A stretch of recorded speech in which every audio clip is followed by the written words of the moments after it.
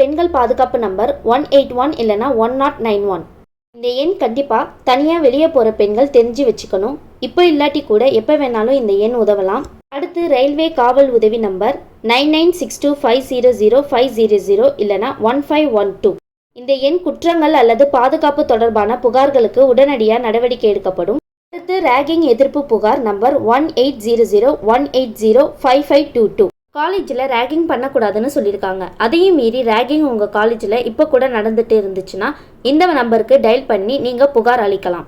அடுத்து ரயில்வே பாதுகாப்பு படை நம்பர் 1322.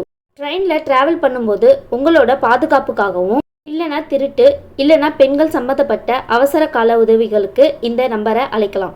அடுத்து சைபர் கிரைம் புகார் நம்பர் 1930. பண மோசடி நடந்தால் உடனே இந்த எண்ணை அழைத்து புகார் தெரிவிக்கலாம்.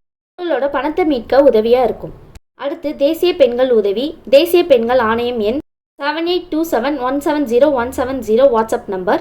வன்முறையால் பாதிக்கப்பட்ட பெண்களுக்கு ஆதரவை வழங்குகிறது.